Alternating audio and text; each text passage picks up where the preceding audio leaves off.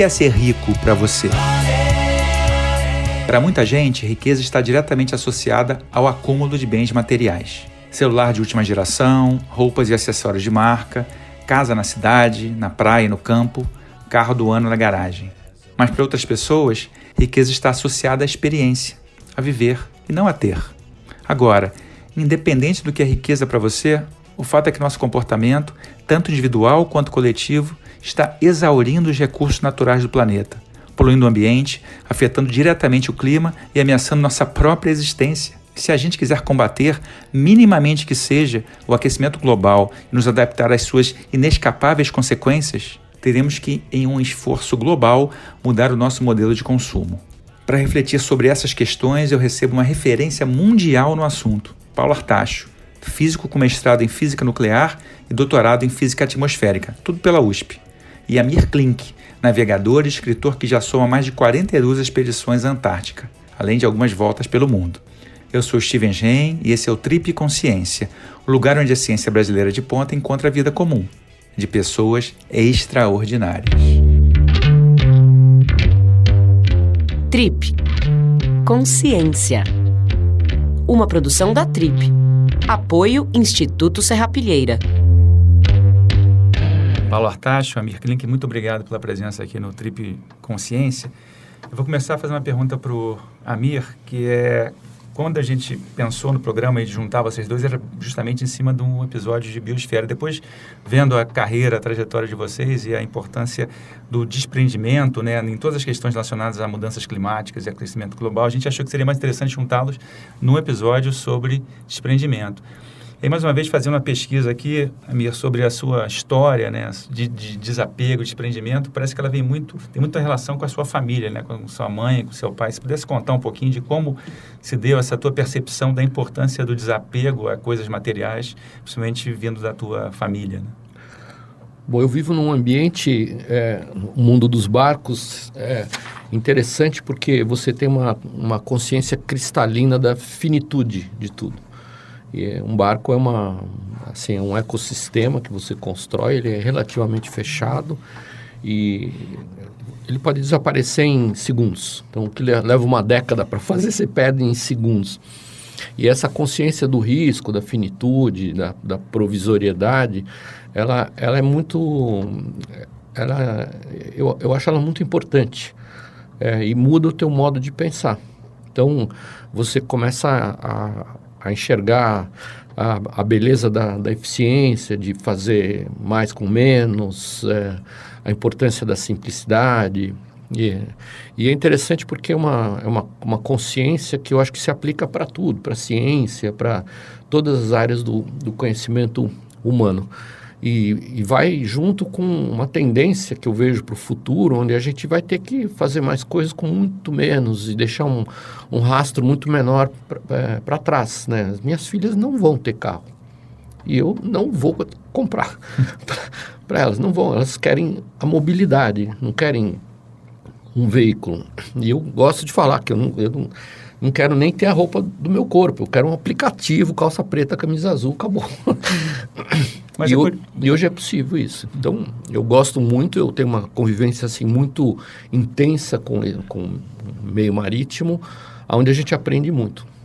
É curioso porque você teve uma trajetória, digamos assim, mais tradicional, né? Você se formou em economia, fez pós-graduação em administração, trabalhou no banco. Quando é que você teve essa percepção dessa mudança? Quer dizer, quando é que você entrou nessa questão do mundo dos barcos e tal? Eu demorei, entrei velho já, mas meus pais tinham uma vida interessante, moraram em muitos países, falavam muitas línguas,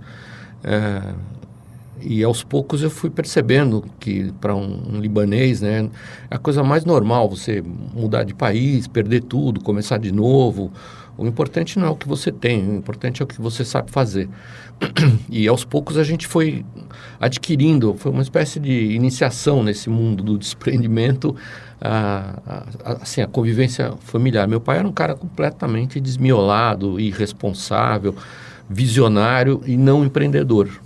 Embora tenha sido um cara que ganhou muito, teve muitos negócios diferentes, mas ele era uma pessoa extremamente inteligente, mas não empreendedora. E ele largou bombas impressionantes para a gente, né? Quer dizer, ele saía, quando ele descobriu Paraty, né? Os 3 primeiros carros que entraram em Paraty, ele estava num deles lá, num Fusca. Ele comprou 20 fazendas. Depois ele falou, não compro o que é meu. E nunca pagou os impostos. Então eu passei a juventude toda tapando buracos, ele não deixava vender. Mas ele tinha uma visão ambientalista, quando ainda não existia essa palavra, ambientalismo, que marcou muito a gente. Então, ele só comprava terra que tinha face norte, mata e água. E ele falava, se alguém cortar uma árvore nas minhas terras, eu corto as mãos dele. Ele era um homem violento. E a gente tinha muito medo dele. Então, foi uma infância difícil, né? Minha mãe era o contrário, era totalmente artista, totalmente desprendida do mundo material. Ele falava, meus empregados vivem com salário mínimo, você também vai viver. Então, minha mãe pegava os forros das cortinas em casa para fazer roupa para gente. Ela não tinha dinheiro para comprar. E ela não tinha muitos escrúpulos, né? Ela falava, bom, agora o seu pai quer fazer um jantar para uma comitiva dos Emirados Árabes que ele convidou em casa, o que eu faço? Vamos roubar? Eu falei, não, mãe, não vamos roubar. Vamos falar com ele, ver se... Mas foi engraçado, porque aos poucos, eu acho que isso foi importante para o mundo náutico que eu acabaria frequentando depois. E aí, pensando nisso, quer dizer, eu lembro de ler o teu livro, né, 100 Dias Entre o Céu e o Mar, década de 80, e pensando nesse livro naquela época, pensando nesse livro hoje, já é difícil a gente imaginar que a coisa do desprendimento, não só material, mas também pessoal, né? Porque hoje em dia, mesmo quando você está sozinho, você tem um celular, alguma coisa assim. Quer dizer, nessa tua primeira viagem a remo, que você percebeu esse isolamento físico, como é que isso se deu com você e como é que foram os primeiros desafios de você estar literalmente não, fisicamente sozinho, tendo que lidar com os desafios lá da viagem? Eu achava a ideia mais imbecil do mundo, né? Um cara se meter num barco a remo para atravessar um oceano. Eu remei a infância toda em Paraty e depois eu fiz remo olímpico pelo Clube Espéria aqui em São Paulo durante 6 anos. E eu adorei o remo. Eu adorei o remo porque é um esporte... eu detesto malandragem, detesto futebol. Futebol é jogo de malandro, eu não gosto. Eu lamento dizer isso no Brasil, mas não é nem brasileiro, é um jogo em inglês, futebol. Nunca gostei. Mas eu percebi que todos os clubes de futebol, grandes clubes, começaram como clubes de remo. E eu me encantei quando eu percebi que é um esporte onde não é a força que vence, é o conjunto, é a união, o ritmo, o sincronismo, o compromisso. E quando eu vi a primeira tentativa de 2 escoceses lá que tentaram atravessar o Atlântico Norte, falei, tá louco, os caras vão morreram. E, na verdade, a viagem nasceu de brincadeira. De repente, eu li o livro do Gérard Dabouville, que foi um francês tipicamente bretão, né? Sarrista, humor muito ácido. E ele fez uma travessia bem sucedida, mas cometeu erros interessantes. Ele teve um patrocínio de uma empresa de sardinha em lata chamada Capitaine Cook. E aí, para puxar o saco do patrocinador, ele só comeu sardinha em lata. Quase morreu, o cara teve uma constipação monumental. E aí eu falei, caramba, por que ele não fez uma dieta balanceada, bacana, saborosa, bonita, fácil fazer?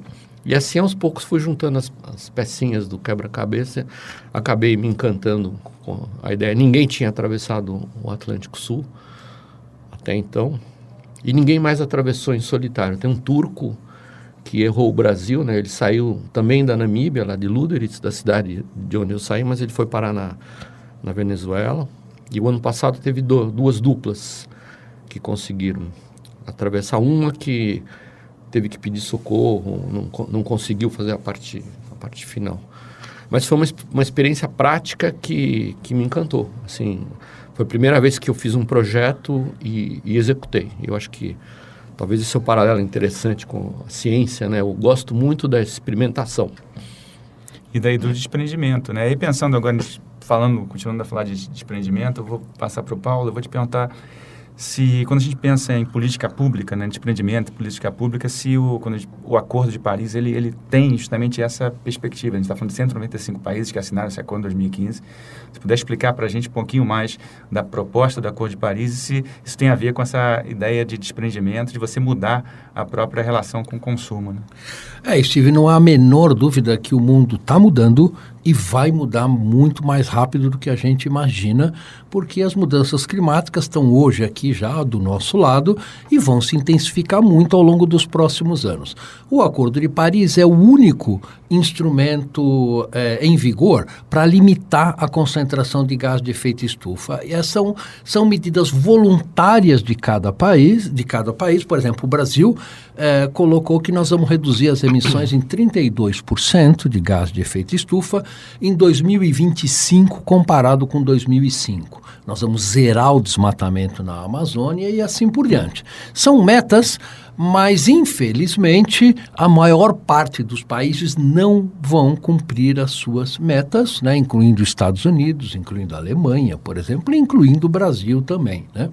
Então, é um acordo, como o primeiro passo foi essencial, e o que é importante do acordo é que mesmo se todos os 196 países da ONU cumprissem o acordo, o planeta ainda vai aquecer 2,8 graus centígrados em média.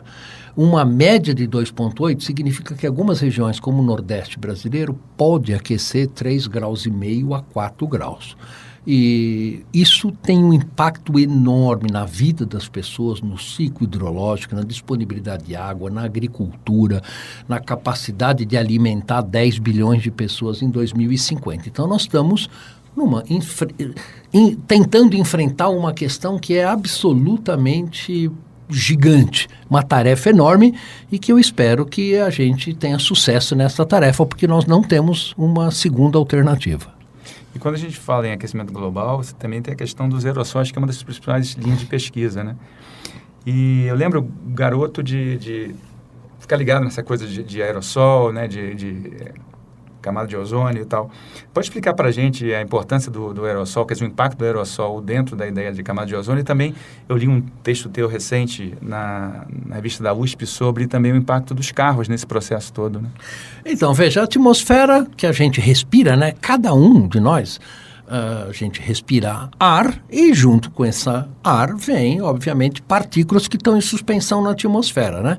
É muito curioso, as pessoas não realizam que a atmosfera é um sistema completamente aberto. Cada molécula de ar que você respirou agora, nesse minuto, foi respirada milhões de vezes na China, na Índia, na África, por animais, por plantas, etc. e tal. Então, é um bem comum da humanidade, né? E o homem está alterando a composição desta atmosfera, emitindo gases, por exemplo, que saem do cano de descarga dos nossos automóveis, que saem das indústrias, etc. e tal, a uma razão muito, muito, muito rápida. Além dos gases, nós também emitimos partículas. Por exemplo, é muito fácil olhar no cano de descarga de um ônibus e ver aquela fumaça preta. Essas partículas têm um efeito muito ruim na saúde das pessoas. Você respira essas partículas e elas são cancerígenas. Elas causam câncer do pulmão e a Organização Mundial de Saúde estima que pelo menos 3 milhões de pessoas falecem a cada ano por causa de questões associadas com poluição do ar. Então, nós não estamos falando de um fenômeno pequeno. 3 milhões de pessoas é como se tivesse vários Boeings caindo todo santo dia e a gente nem percebe disso, né?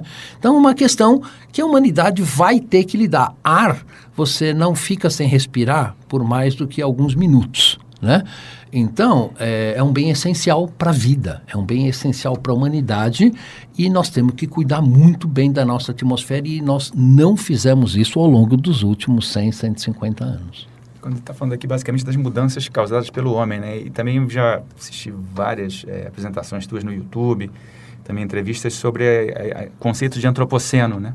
Se pudesse contar para a gente um pouquinho mais do que é esse conceito de antropoceno, dessa era geológica que a gente está vivendo agora, que é completamente alterada por nós mesmos, né, seres humanos. Então, é interessante. Nosso planeta tem 4,6 bilhões de anos, né? E a nossa espécie humana apareceu somente há 200 mil anos. É uma fração ínfima do tempo de vida do nosso planeta, né? A vida no nosso planeta evoluiu ao longo desses 4,6 bilhões de anos e nós também evoluímos junto, né? Nós tivemos a sorte de, ao longo dos últimos 20 mil anos, termos um clima muito estável na era geológica do Holoceno, que nós estamos agora. Só que aí, há 150 anos atrás, alguém inventou de queimar combustível fóssil, carvão, petróleo ou gás natural, para produzir energia. Isso trouxe um enorme, aí entre aspas, progresso para a humanidade, mas tem um problema residual que nós estamos alterando a composição da atmosfera do ar do qual nós dependemos para viver. Então, hoje, a composição da atmosfera é dominada bastante pelas atividades humanas, isso é que é o chamado antropoceno, né? Uma nova era geológica, onde, curiosamente, entre as bilhões de espécies do nosso planeta, a nossa espécie está alterando a composição da atmosfera e causando extinção em milhares das outras demais espécies que nós deveríamos respeitar, porque o equilíbrio do nosso planeta depende do equilíbrio entre muitos seres viventes, que um vai se ajudando ao outro.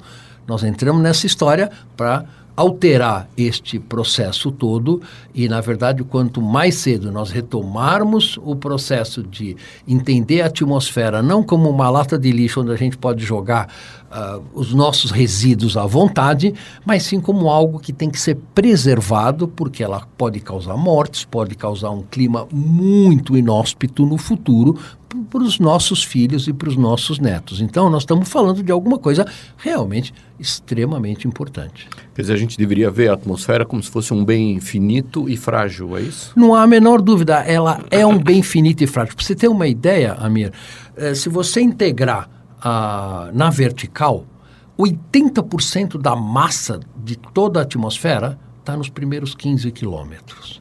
15 quilômetros é uma casquinha muito fina, para você ter uma ideia. Você olha para cima no céu azul, você imagina, nossa, a atmosfera é um negócio infinito. É um lindo engano, né? Na verdade, é uma casquinha de ovo e nós estamos alterando a composição dessa casquinha de ovo. A primeira vez que eu me dei conta, assim, dessa fragilidade e da possibilidade de se contaminar através de grandes distâncias foi quando eu subi para o Ártico sozinho a primeira vez. E eu não quis fazer escala nem na África. Eu fiz uma viagem direto da África do Sul até a Islândia. E é uma viagem de contravento. Então foram 19 dias de contravento, onde eu estava mais para o lado americano do que para o lado europeu do Atlântico. E o barco ficou durante 2 semanas vermelho de poeira do Saara. E eu pensei, meu Deus do céu, como é que pode a poeira do Saara atravessa o Oceano Atlântico e vem para a América, né? Uhum. E esse é apenas um fenômeno natural. Quer dizer, se a poeira do deserto, por que não as partículas ruins que a gente introduz na atmosfera não podem migrar de uma região para outra, né? E pensando nessas tuas viagens, assim, além dessa que você acabou de contar agora, e depois de 40 viagens à Antártica, você notou, a gente está falando de camada de ozônio, você notou ao longo dessas viagens alterações ali visíveis por conta do problema da camada de ozônio, assim, que você pode relatar aqui? Em relação ao aquecimento, não, mas a gente aprende a ler alguns sintomas, e um deles é a frequência a cada ano maior de grandes gelos, que aumentou drasticamente, e que é um sinal de que deve estar havendo esse aquecimento que o Artacho falou, porque há um desprendimento maior das grandes fábricas de icebergs lá do Mar de Bellingshausen, de Weddell e Mar de Ross. Então tem mais gelo, o que não é um sinal de que está esfriando. Mas o sintoma mais chocante para mim, nas primeiras vezes, pelo menos metade dessas 40 viagens eu fiz em barcos que a gente fez aqui no Brasil, né? E sozinho. E era divertido, num dia de sol sem vento na Antártica, ficar pelado. Era muito bacana. Você pega uma pedra preta que esquenta, e várias vezes, passei dias sem camisa, trabalhando. Quando não tem vento na Antártica, num clima tão seco, você tem um ambiente extremamente confortável e agradável. Há 2 anos atrás, eu fui com a Marina para a Antártica, a gente foi para o lado do Mar de Weddell, deu uns dias maravilhosos e eu fiquei sem camisa durante uns 50 minutos, doeu muito. Queimou tudo. E hoje a gente sabe de várias ocorrências de amigos, esses franceses malucos que ficam fazendo volta ao mundo, que tem tido problemas assim, de casos de internação hospitalar. Não tem hospital para internar, onde o cara descuida, exposição de braço. Tem coisas interessantes que é difícil das pessoas, né, normais perceberem. Você, por exemplo, no caso do aumento da radiação ultravioleta, muitos pinguins estão começando a desenvolver catarata. Então os pinguins ficam cegos prematuramente e com isso, obviamente, compromete muito da vida selvagem na Antártica. Então, você veja que fenômenos que são aparentemente desconexos, né? A vida de um pinguim, a radiação ultravioleta e buraco de ozônio na Antártica, tem uma conexão, sim, e a conexão é através do desenvolvimento de cataratas, que é intensificado pelo aumento da radiação ultravioleta. Então, são efeitos muito drásticos que nós estamos fazendo na fauna antártica. Esse efeito da ação ultravioleta, para a gente é uma coisa física, até em questões interessantes, por exemplo, tudo que é material mais vagabundo que a gente usa, assim, para fazer amarração de carga, essas coisas, eu gosto de usar poliéster. Mas, enfim, no Brasil a gente sempre é passado para trás. Às vezes você compra rolos de fita, de correr para fazer reforços de velas, canvas, essas coisas, e aí vem polipropileno no lugar. E o que a gente descobriu recentemente é que, assim, antigamente há 15, 20 anos atrás, todo o material de polipropileno aguentava 5, 6 temporadas, depois a gente substituía. Hoje, em uma temporada, começa a esfarelar. Quer dizer, você vê o polipropileno, é um plástico de mais baixa resistência, né? E ele é muito sensível à ação ultravioleta. Tudo que é de PP, como a gente fala, vira pó. Então, é muito preocupante. É muito preocupante. E a gente falou agora, estava falando de oceano, mas você também tem uma experiência grande de navegar em rios, né, da Amazônia. Você podia contar um pouco para a gente da tua experiência na Amazônia?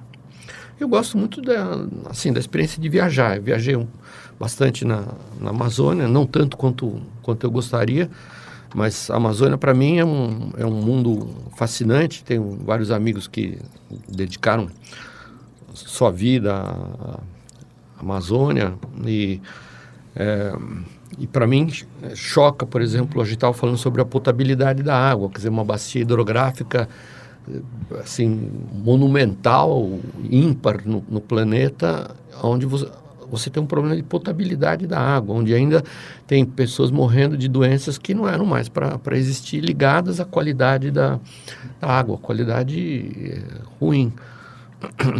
O problema que o Artacho falou agora do desmatamento é um compromisso, isso é uma revolução cultural que a gente tem que fazer. Como zerar o desmatamento? Será que vai acontecer esse dia? Hoje você está falando da água, né? Da questão da importância da Amazônia. E tem uma coisa que pouca gente sabe, que além dessa ideia da Amazônia como pulmão do mundo, tem a ideia também da Amazônia como formador, como uma bomba d'água, né?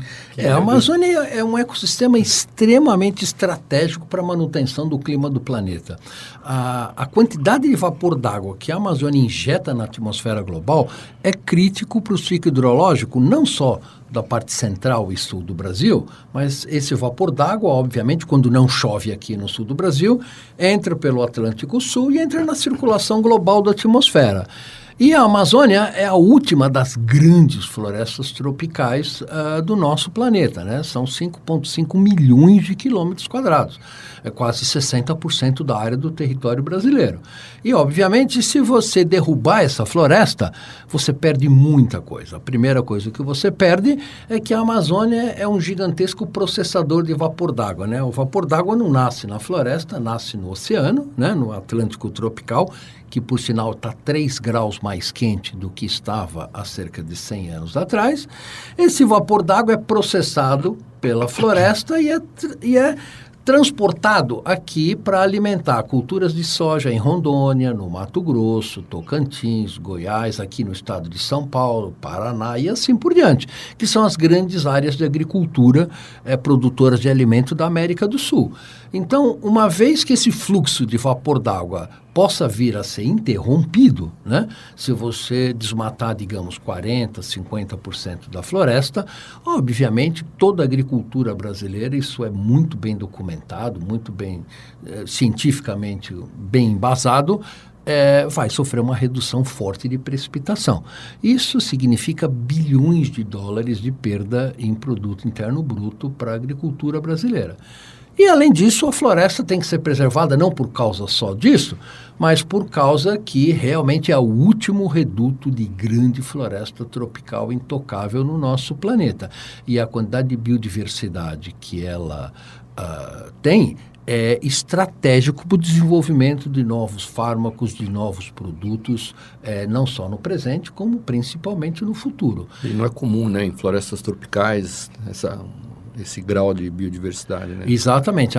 Entre as florestas tropicais, a Amazônia tem 10 vezes mais biodiversidade que as demais florestas tropicais, como Bornéu ou como a floresta do Congo, por exemplo. Isso se deu por causa do isolamento da América do Sul, por causa das características do solo, por uma série de condições. E o Brasil, o pior negócio que você pode fazer para a floresta é derrubar ela e plantar grama para pastagem de gado, né? Você está desperdiçando um recurso biológico absurdamente valioso para beneficiar quem? Um particular fazendeiro que põe uma cabeça de gado por hectare na floresta amazônica com uma produtividade baixíssima e todos perdem. O Brasil perde, a população brasileira perde e o planeta perde. E a gente tem que explorar esse recurso natural de uma maneira muito mais inteligente, muito mais esperta do que nós estamos fazendo hoje. Quer dizer, não só você tem essa questão do impacto sobre os chamados rios voadores, mas também sobre a fotossíntese, né? Como é que a temperatura, o aumento de temperatura influencia no próprio processo de produção de oxigênio? Então, isso é uma coisa que preocupa muito a gente, né? O que acontece é o seguinte, a fotossíntese a partir de uma certa temperatura, veja, por que você fica com febre? Né? Quando você chega a 39 graus de febre, você rapidinho tem que fazer alguma coisa, porque a partir dos 40 graus, muitas enzimas que mantêm a vida do seu corpo deixam de funcionar com a mesma eficiência que elas funcionariam na temperatura normal do corpo. Com as plantas e com a fotossíntese é exatamente da mesma maneira. Foi demonstrado que vários experimentos na Amazônia mostram que se você aumenta muito a temperatura, 39, 40 graus, para as plantas, muitas das enzimas que controlam o processo de fotossíntese deixam de funcionar. Com isso, o que acaba acontecendo? A planta diminui a sua produtividade primária, a quantidade de carbono que ela absorve da atmosfera, e com isso também ela pode vir a morrer por não ter condições de sobreviver sem os nutrientes associados com o processo fotossintético. Então, o aumento da temperatura vai fazer a floresta sofrer significativamente. É mais uma razão para a gente diminuir as emissões hoje para preservar os ecossistemas que mantêm a vida no nosso planeta. Legal, a gente está falando muito da questão da fotossíntese na floresta, o que é óbvio e é muito intuitivo, mas também a gente tem a questão da fotossíntese no oceano. Vou voltar para o oceano aqui agora. Se pudesse contar para a gente como é que se dá esse processo de produção de oxigênio nos oceanos, né? Os oceanos, por exemplo, tem as algas, né? E as algas na primeira microcamada do oceano, né? Dentro de alguns centímetros, produzem gigantescas quantidades de oxigênio na atmosfera. Inclusive, por isso é que a vida começou nos oceanos, né? E a vida só foi para as áreas continentais quando essas algas começaram a produzir oxigênio suficiente e permitiram que o oxigênio tivesse a concentração que ele tem hoje, que é de 19% na concentração na atmosfera, e com isso a vida continuou nos ecossistemas terrestres. Evidentemente, isso é um balanço muito delicado e com o aquecimento global, com o aumento da temperatura dos oceanos, que já é da ordem de 1,5 graus, o que acaba acontecendo? A solubilidade desse oxigênio diminui no oceano e o oceano já tem 12% em média menos oxigênio do que ele tinha 150 anos atrás.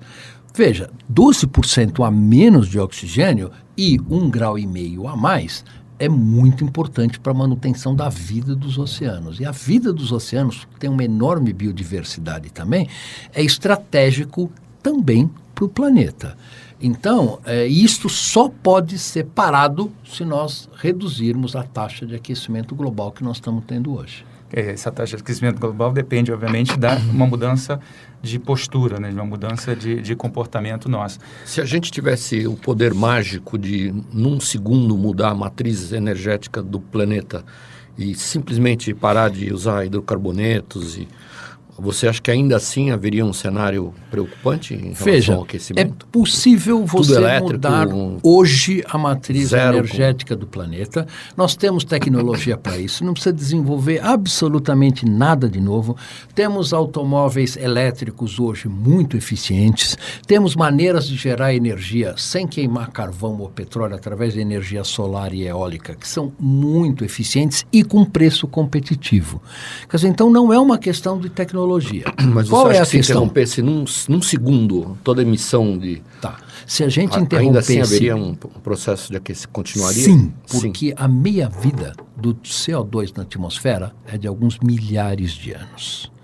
O CO2 que eu usei, que meu carro emitiu, quando eu vim, por exemplo, para participar desta entrevista aqui, ele vai ficar na atmosfera por pelo menos 2.000 a 4.000 nós anos. Vamos herdar um efeito colateral Então, as nossas do nosso passado. Dezenas de novas gerações vão sofrer o desastre que a gente está fazendo na atmosfera, mesmo se a gente parar imediatamente todas as emissões. Agora, parar as emissões é essencial hoje, porque quanto mais cedo nós alterarmos esse processo de mudança da composição da atmosfera, primeiro, menores serão os efeitos no futuro, incidências de furacões, de grandes secas e assim por diante, né? Menor vai ser a destruição dos ecossistemas e mais barato vai ficar a adaptação. Então, o nível dos oceanos, por exemplo, né, porque a água ela se dilata com o aumento da temperatura. O nível médio dos oceanos já aumentou 23 centímetros. Em quanto tempo? Nos últimos 150 anos. E a previsão é de que até o final deste século, o aumento do nível dos oceanos pode ser da ordem de 1 metro a 1,5 metro. As pessoas podem imaginar que isso é pouco, né?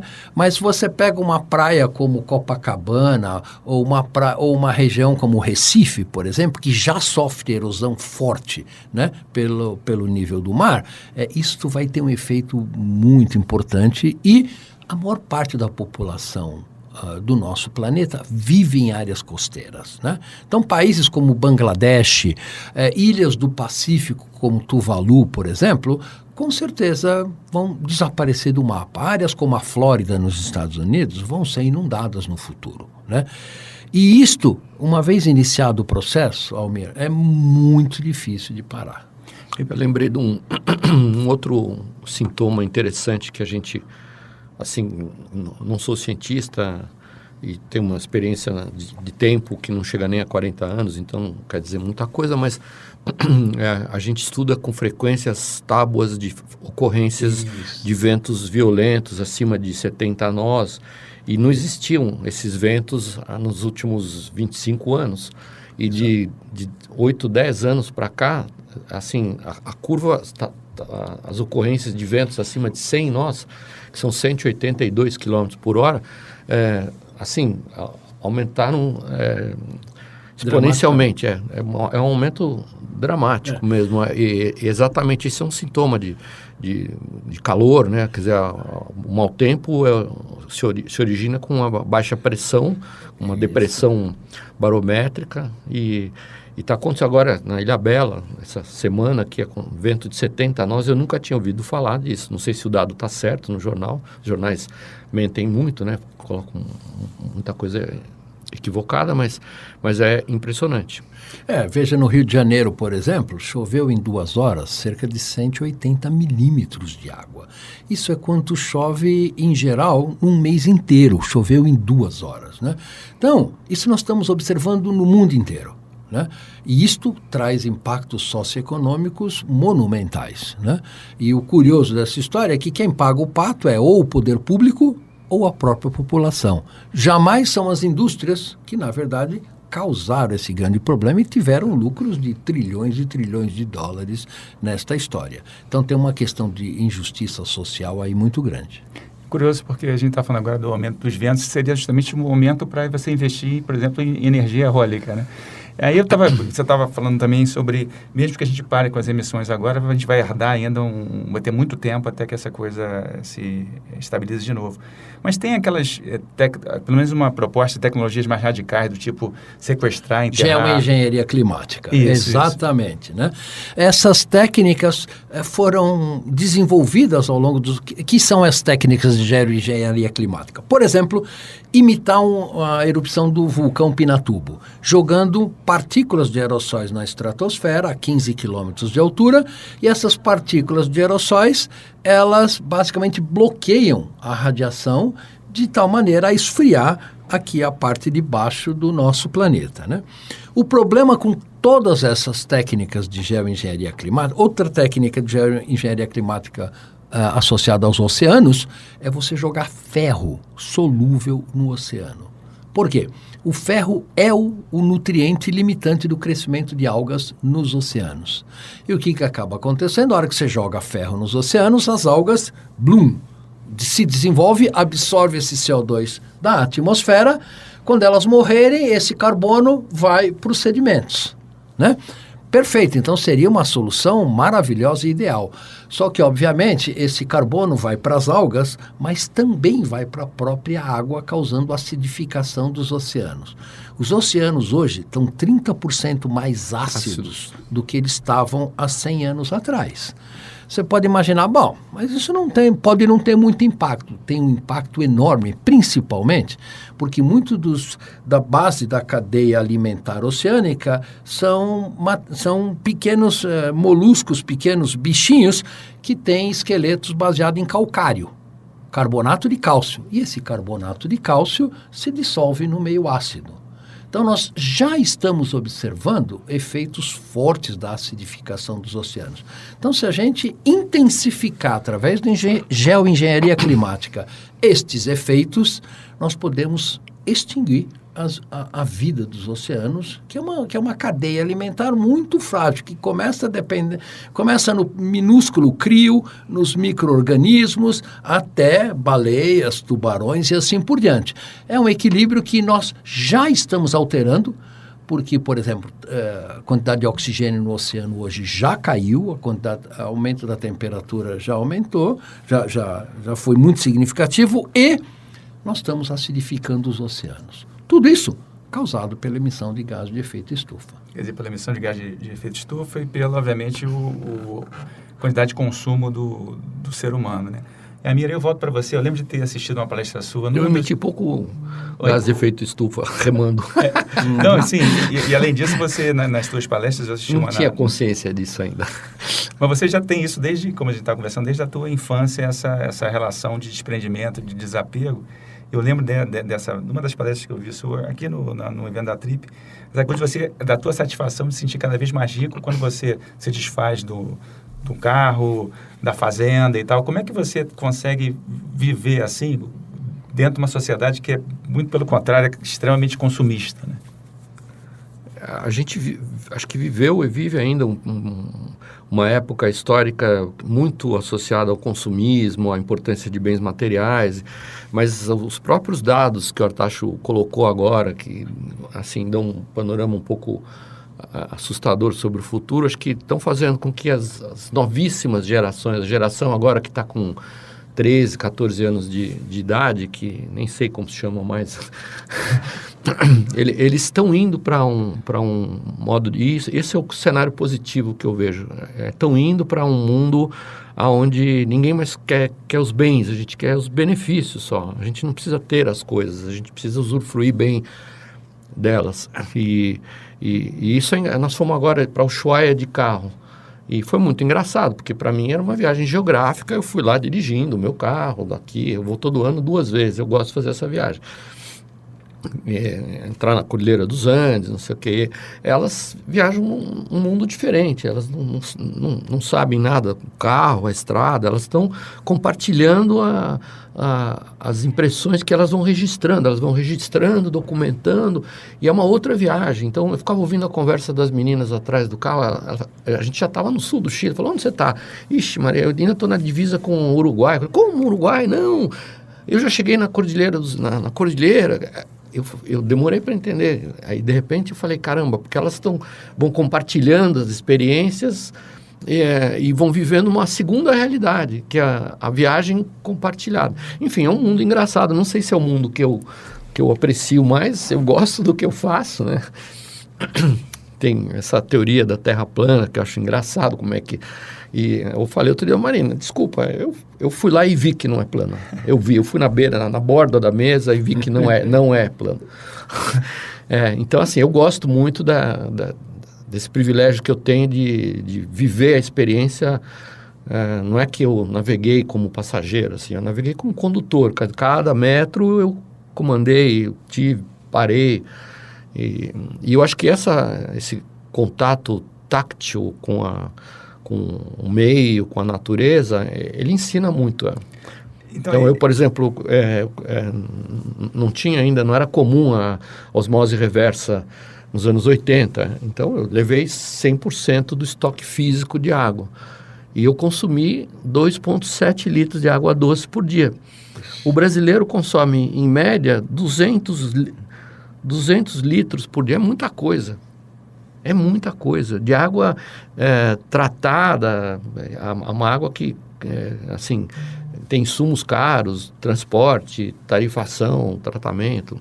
Quer dizer, você tem aí 2,7 litros de água e eu fui muito feliz. Resolvi todos os meus problemas. Cozinhei usando água do mar também. Tem sal a mais do que o ideal, então eu fazia uma mistura. Fiz um sistema de coleta no barco para pegar água da chuva, até descobri que nos alisos é difícil chover, não chove nos alisos. Você vê blocos de chuva às vezes que passam a metros do lado, mas a água da chuva não cai em cima de você. Agora, hoje eu acho que a gente está indo para um mundo onde a gente vai ter que fazer um melhor uso. Cada vez que eu vou no supermercado e vejo Cacilda, uma embalagem de iogurte, pô, coisa linda, né? Que tecnologia, fabricar um troço para 2.000 anos de validade, né? Muito bem feito aquilo. Para você consumir, não engole? Não. Por que a gente recicla alumínio? Porque tem um valor intrínseco. Então, caramba, nós estamos num mundo inteligente. Eu, pelo menos, pretendo ficar do lado inteligente. Vamos construir um valor agregado para os materiais que não tem, como, por exemplo, plástico. Instituir por decreto, lei. Vamos criar um valor. Vai usar embalagem de plástico, então vai ter que recolher uma espécie de um tributo sobre isso que faça com que tenha valor para você refazer o ciclo. A história da economia circular também. Você está lembrando uma coisa da questão das políticas públicas, né? Que eu acho que é muito interessante. Às vezes as pessoas dizem assim, não, olha, eu faço a minha parte, eu ando de bicicleta, eu não uso automóvel, etc e tal. Isso é ótimo, né? Não tem o menor problema. Você dá uma contribuição relevante. Só que se só você fizer isso... Não é suficiente. E outros 7,5 bilhões de pessoas fizerem o oposto, sorry, mas o seu esforço não adianta nada. Então, nós precisamos de políticas públicas. Uma cidade que nem São Paulo, por exemplo, com 7,5 milhões de automóveis nas ruas, é insustentável para qualquer padrão. E por que existe 7,5 milhões de automóveis? Porque o transporte público é muito deficitário, né? Isso não ocorre na maior parte das cidades dos países desenvolvidos. Então, nós precisamos, sim, de políticas públicas coerentes, de longo prazo, tá certo? Sustentáveis, para a gente mudar esse panorama do nosso planeta. Eu acho que esse é o grande desafio. Esse desafio envolve problemas estratégicos globais de solução muito difícil. Por exemplo, todo o continente africano, o número de conflitos que estão muito acima de preocupações reais com a saúde do planeta, digamos, não sei quando a gente vai conseguir resolver. E se vai conseguir resolver. Países como Venezuela, Brasil, nós estamos vivendo hoje uma situação social dramática, a questão da violência. Quando você fala da Amazônia, o que mais me impressiona na Amazônia é a interação entre um ecossistema tão diverso e um ecossistema social tão complexo. Não dá para... Eu não posso ir com o meu barquinho hoje para a Amazônia. Eu vou ser assassinado em Óbidos já, nos furos.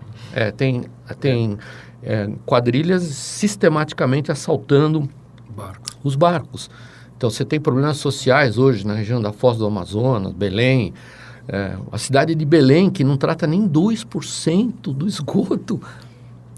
Ah, mas não está contaminado. Claro, porque você dilui o esgoto de Nova York inteira num braço do Amazonas, não vai contaminar nada. Mas, Cacilda, não é possível que uma metrópole, né? Belém é uma metrópole global, não trata.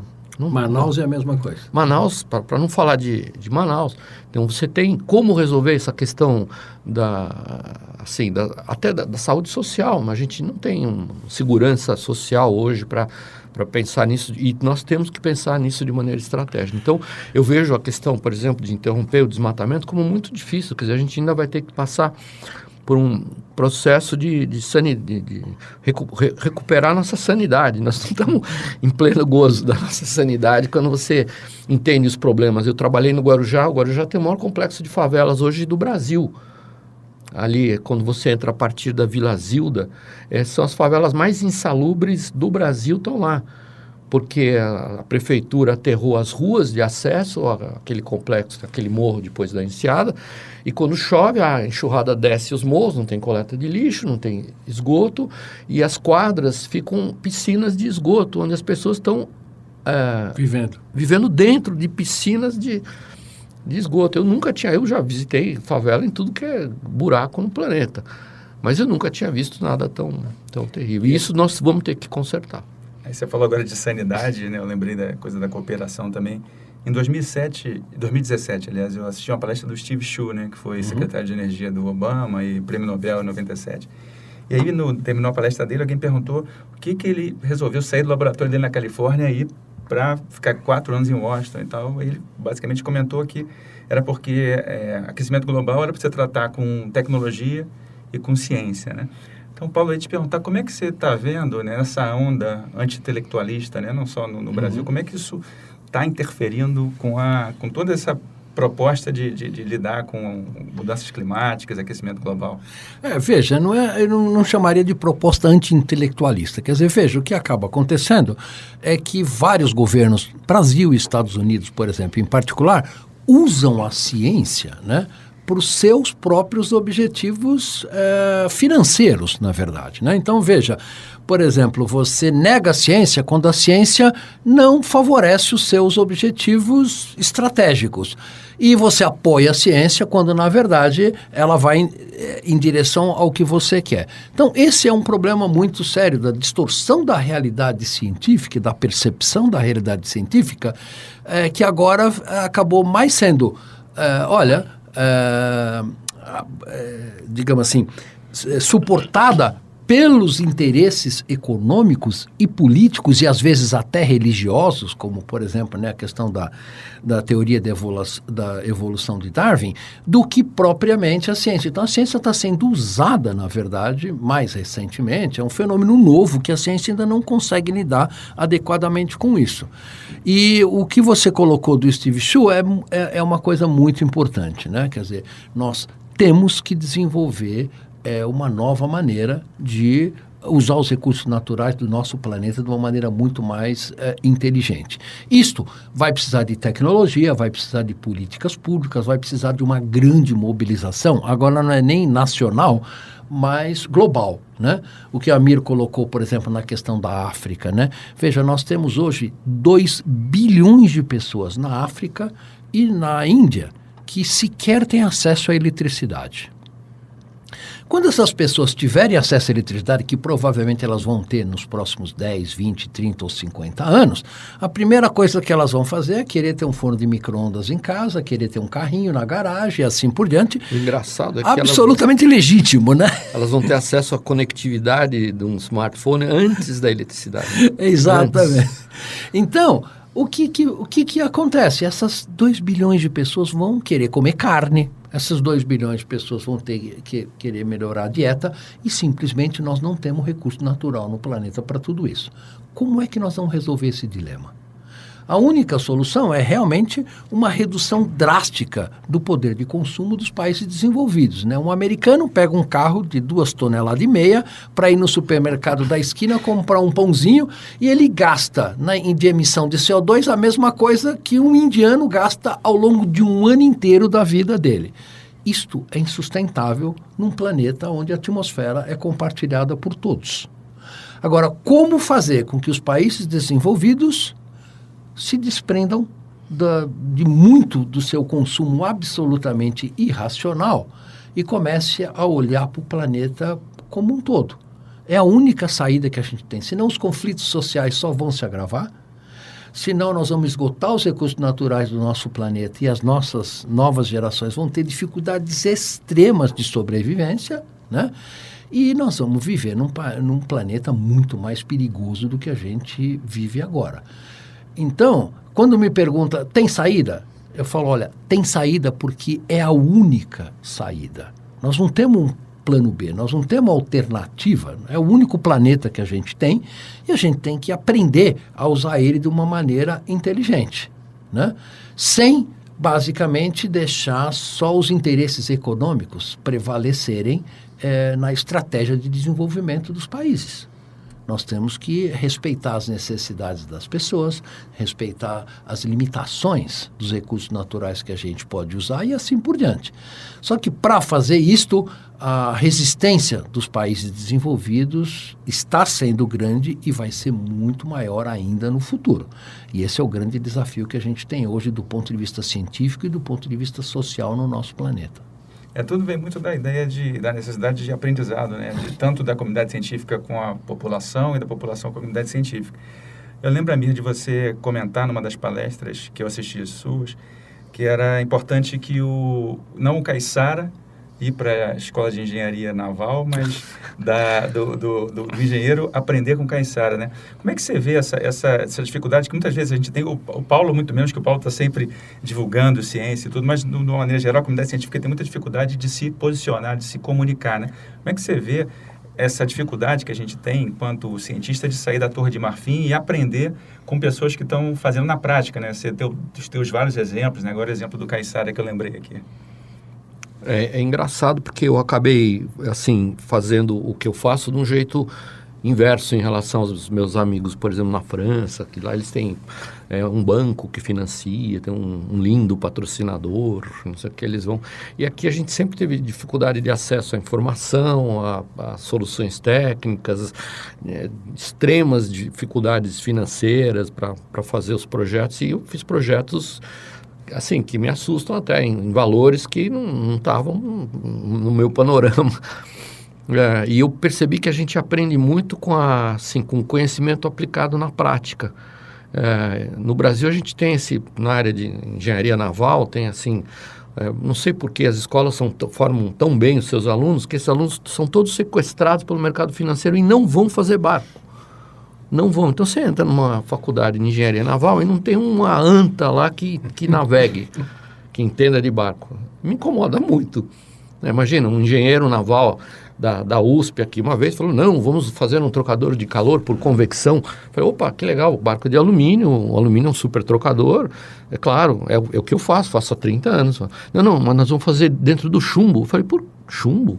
Mas como? Na quilha? Eu falei, a gente põe uma serpentina dentro do chumbo da quilha. Eu falei, mas o problema é que o chumbo está no estado sólido. Não, mas o chumbo tem um coeficiente de dissipação de calor mais alto do que o oceano. Eu falei, mas o oceano está líquido. Eu não vou esquentar o Atlântico ligando um geradorzinho. Quer dizer, um grau de ignorância assustador. E aos poucos a gente foi descobrindo coisas sensacionais. Por exemplo, astúcias de quem não tem recursos e encontra soluções absolutamente geniais para resolver os problemas, né? Uma universidade britânica lá que ficou com dó dos dos caras das Bianas lá, dos pescadores de Biana lá no Maranhão, e falou, nossa, que barcos lindos, né? Que pena que são tão miseráveis, o brasileiro não sabe velejar, e aí eles resolveram fazer ajudar para mostrar o potencial de usar o vento como energia para mobilidade, num lugar onde venta muito, e pegaram 2 bianas iguais, uma com uma vela vagabunda de algodão furadinho e a outra com uma vela de Vectran, com Mylar e Kevlar nos reforços, para postar a corrida e mostrar o desempenho. E a jangada com a vela vagabunda ganhou 6 das 7 corridas da jangada com a super vela. E aí a nossa conclusão, né, quem fala isso é um amigo, o Luiz Felipe Andrés, que é um super estudioso do lado científico, atrás do aspecto cultural, do saber desse pessoal do Maranhão. E ele fala, o problema é que o conceito de engenharia inglês é torto, está ultrapassado. Eles usam como solução para ajustar a velocidade com a força do vento a superfície física de pano. E o cara que usa a velinha vagabunda, ele tem um conceito muito mais evoluído, sofisticado e de relevância científica. Ele não muda, porque ele não tem como fazer costura para o riso, vai rasgar. Então ele muda a permeabilidade do pano. Por isso que ele tem que usar um pano vagabundo. E como que ele muda a permeabilidade? Com uma cuia, jogando água salgada na vela. E aí quando ele quer andar mais rápido, ele molha mais a vela. E aí o tecido fica mais impermeável e a biana acelera. Então a gente virou, assim, minha profissão passou a ser colecionar esse tipo de conhecimento. A jangada de Piúba, que a gente doou há muitos anos atrás lá para um Historiska Museet lá em Estocolmo, e os suecos não conseguiram velejar com ela e mandaram uma carta mal criada dizendo que a gente deixou de mandar o leme. A parte mais importante de um barco, é bom saber, é o leme. Sem leme não existe barco. Eu falei, bom, no Ceará existe um barco que não tem leme. A jangada de Piúba não usa a interferência hidrodinâmica, ela usa a interferência aerodinâmica para dar o governo. Varia o centro vélico para frente e para trás. Claro, hoje eu tenho o privilégio de poder fazer isso com fibra de carbono, com engenheiros bonitinhos, arrumadinhos, não sei o quê. Mas é muito legal quando você começa... E eu acho que hoje, com essa absurda conectividade que a gente tem, a ciência vai ter que sair como você falou, da Torre de Marfim e vai se aproximar cada vez mais. Isso está acontecendo numa área que eu acho muito importante agora, que é a área da educação. A gente ensina na escola do mesmo modo há milênios. Então, nós vamos ter que mudar isso. E hoje a gente tem recursos para reconstruir a realidade. Então, a gente tem problemas em relação ao meio ambiente que envolvem aspectos sociais, mas nós temos hoje ferramentas também onde é possível instituir revoluções. A gente pode eleger um cara completamente maluco, de repente, do dia para a noite, com uma frase bonita, por causa da conectividade. A gente pode, de repente, mudar nossos hábitos numa velocidade extraordinária. Essa história que a gente estava falando outro dia, do cigarro, imagina. Era lindo o marketing, as teorias científicas do branding das empresas, tem que associar com o cigarro, o bonitão em cima do cavalo. E, de repente, em poucos meses, né, em 200, 300 meses, virou uma vergonha, né? Imagina. E a gente conseguiu fazer isso. Como nós hoje temos vergonha do lixo que a gente produz, ainda não resolvemos, não existe reciclagem no Brasil ainda, a economia circular ainda não funciona, mas nós pelo menos diagnosticamos. Eu acho que é um grande passo quando você assume a doença para você depois tentar consertar. E você faz muita palestra também, né, sobre esse tema. Você está vendo... Eu não deveria, porque eu sou tímido, atrapalhado, fico nervoso, mas já fiz mais de 3 mil. Mas nessas palestras você está percebendo que quem te assiste fica sensibilizado com essas questões todas de clima, de aquecimento global? Você acha que existe uma onda que vai levar a gente para um caminho mais positivo ou a gente vai ter que brigar muito ainda por isso? Bom, essas apresentações que eu faço são uma forma de interação muito, muito rica para mim, para falar a verdade. Um cara que tem dificuldade de falar, assim... que é tímido, mas é muito legal porque sempre surgem visões diferentes. Eu acho muito importante a diversidade no pensar em relação a um problema. porque surgem ideias interessantes. E no modo nosso de trabalhar hoje, quando a gente pega um projeto maluco, a gente aprendeu com os anos a prestar muita atenção na visão externa, mesmo que não tecnicamente constituídas, sem ser assim, muito importante hoje a gente perceber a visão de quem está fora do problema.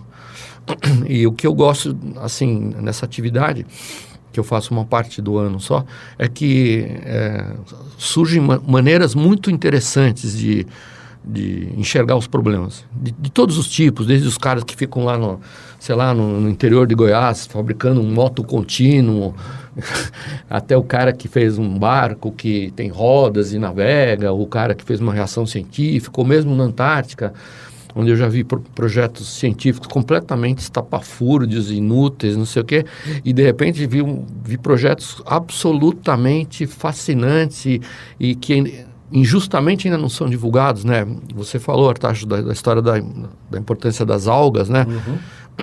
A gente fez uma apresentaçãozinha o ano passado na Antártica, lá, naquele navio brasileiro, lá no H-41, Maximiliano, e um professor da universidade lá de Santa Catarina, que estava com as alunas dele lá, ele fez uma apresentação sobre o trabalho que eles estão fazendo na universidade em relação às algas e os 4 segmentos de mercado que eles enxergaram para a área de pesquisa na área de oncologia, remédios para a cura do câncer, na área de adesivos, na área de alimentação e na área de cosmética. Quer dizer, não é um discurso da ciência enjaulada, assim, mas ele falou, infelizmente eu não posso falar sobre esse assunto, porque são patentes que estão sendo registradas. Eu falei, nossa, nessa hora, se eu tivesse com o talão de cheque, você diz quantos zeros você quer. Se eu fosse o CEO de uma empresa, eu ponho o número de zeros que você quer, eu te dou dinheiro. Porque, de fato, deu orgulho de ver que tem gente que está enxergando soluções na área de anti-incrustantes, né? Que todo mundo acha que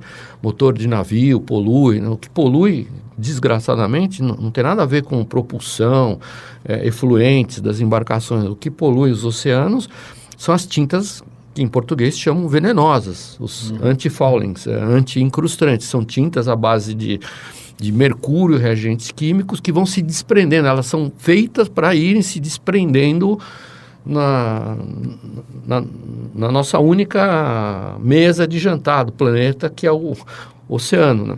Exato. A gente está chegando ao final aqui do nosso Trip Consciência, aí eu vou fazer uma pergunta que eu vou fazer para todos os entrevistados aqui do programa, que é: qual a sua dica para tornar a ciência mais popular? Podemos pensar com Amir, depois Paulo. Eu acho que a ciência vai se tornar popular quando a gente enxergar a aplicabilidade dela. E hoje é muito fácil ver a aplicação. Então, eu acho que o desafio maior não é para os pesquisadores, para quem está mergulhado na ciência, mas é para o educador de aproximar as duas pontas, de construir essa curiosidade em relação ao conhecimento científico, a importância de ser um pouco irresponsável também. Eu acho que a gente tem que ter muita sede e uma certa dose de irresponsabilidade para atirar, às vezes, em alguns assuntos aparentemente não relevantes, e no contexto geral a gente vai descobrir soluções para um contexto altamente relevante, como a questão ambiental. Steve, veja que a gente já está vivendo na sociedade do conhecimento, né?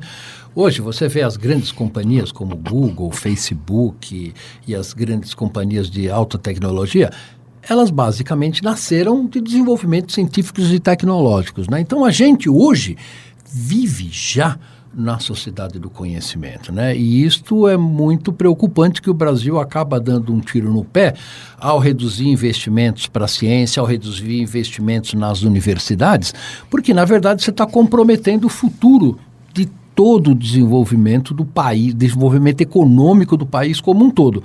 Então, hoje, nos grandes países desenvolvidos, o que manda não é você produzir soja, você produzir minério de ferro, alguma coisa assim. o que manda é o cérebro das pessoas, né? É a sociedade do conhecimento que a gente tem hoje. E esta sociedade do conhecimento, devagarinho, está permeando ao longo de toda a sociedade. Você vê quando você conversa com a população na rua, há uma curiosidade enorme para eles entenderem o processo de desenvolvimento científico e tecnológico muito forte que a gente está tendo hoje. Então, há uma demanda muito grande para isso e eu acho que a ciência está, sim, trabalhando hoje para se aproximar muito mais da população do que, por exemplo, a gente tinha 10, 20 ou 30 anos atrás, né? É um caminho difícil, principalmente pela baixa escolaridade média da população brasileira, mas é um caminho sem volta, né?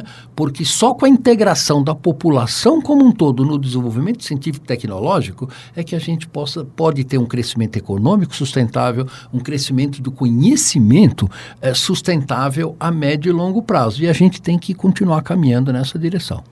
Eu acho que a gente tinha que enxergar, ouvindo o Artacho, eu lembrei, a gente tem que enxergar que a ciência está em todos os lugares, a ciência está na arte, a arte que não, a obra artística tem ciência, está na música, a ciência está na gastronomia, a ciência está em todas as áreas do conhecimento. A gente precisa abrir os olhos, e o Artacho tem razão.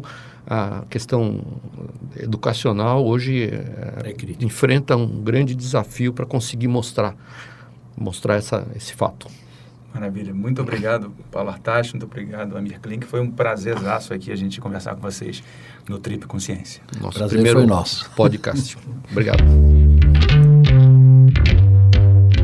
Trip Consciência. Uma produção da Trip. Apoio Instituto Serrapilheira.